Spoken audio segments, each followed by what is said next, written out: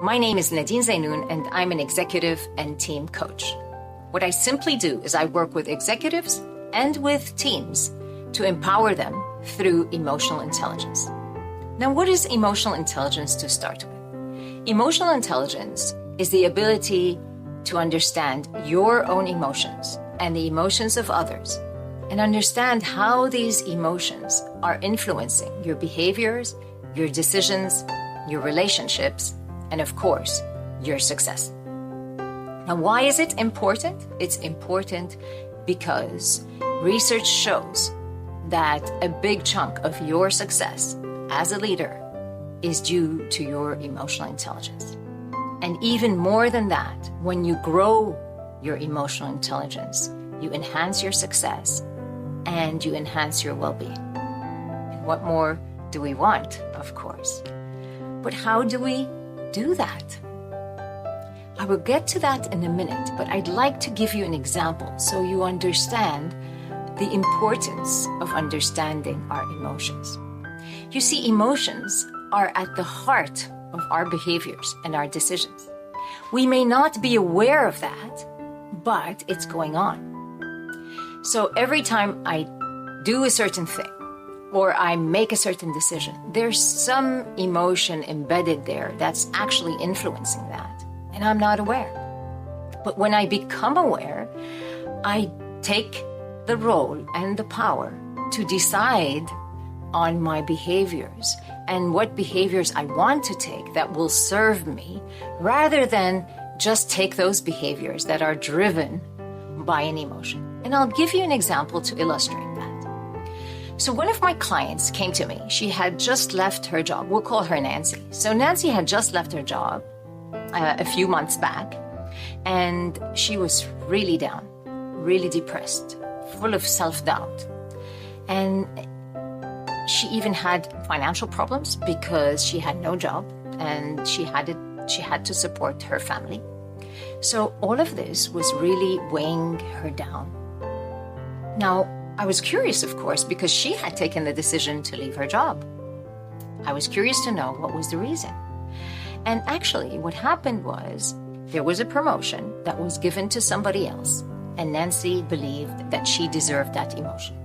So at that time, she felt angry, and she felt that she needed to stand up for herself, and that's why she resigned. Not knowing that this decision would not be the best for her and would not actually suit her, and it would take her to the situation where she was in when she presented to me.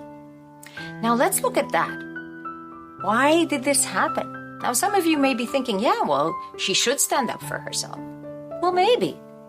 But when you look at the real reason this happened, what actually happened is Nancy's anger was secondary to something else. What Nancy was actually thinking at that moment was that she was betrayed by her management, especially her boss, and that, he wasn't loyal to her, and he actually stabbed her in the back. And she was feeling like all her efforts were not appreciated. So what she was looking for was appreciation and loyalty. Had she gone and asked her manager at that moment what was going on, and that this is how she had felt, guess what? Well, he had another job and position planned for her and ready for her, and it suited her even better than the job that wasn't given to her. But she didn't know all that. Why? Because her emotion made her assume the worst, and that's why she took that decision.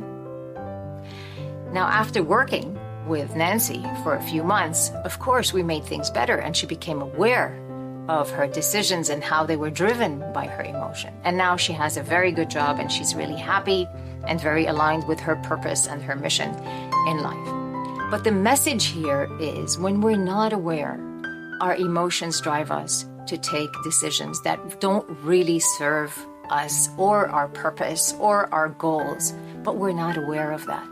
When simply we stand back and we look at them and we observe them and we see what's going on, then this empowers us to really take the decision that serves who we are, who we want to be, and what we want in this life.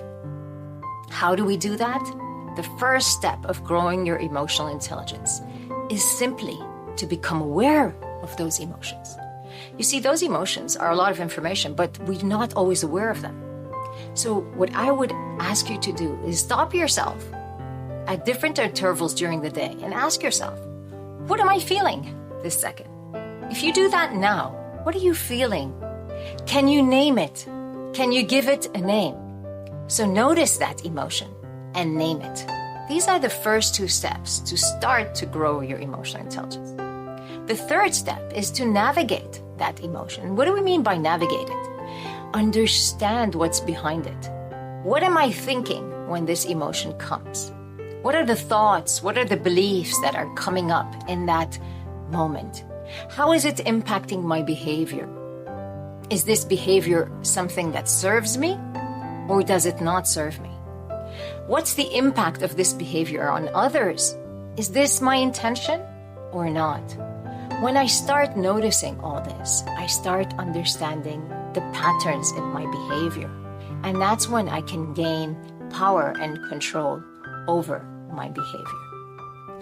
So, in a very simple way, what I would ask you to do to start growing your emotional intelligence is to journal. Use the power of journaling. Give yourself 10 minutes every day and think of the emotions that you went through during the day. But don't stop at the emotion. Ask yourself, what's the situation that caused it? What was I thinking at that time? Because you know what? How you perceive the situation is what creates the emotion. And it's not the situation itself. It's how I see the situation. So if I know how I am perceiving it, I can simply change my perception and adjust my emotional state. So start by journaling. Understand your thoughts. Understand your perceptions. And then very simply, shift those perceptions by shifting the way you're thinking and your mindset. And if you're able to do these, and it's not easy, it will take time. I'm not saying when you start working on this, it's going to happen. It takes perseverance and it takes time. But don't give up. You can do it. If I could do it, then you could do it. So take that time, dedicate that time to your own personal growth, and start by journaling and better understanding your emotions. Have a wonderful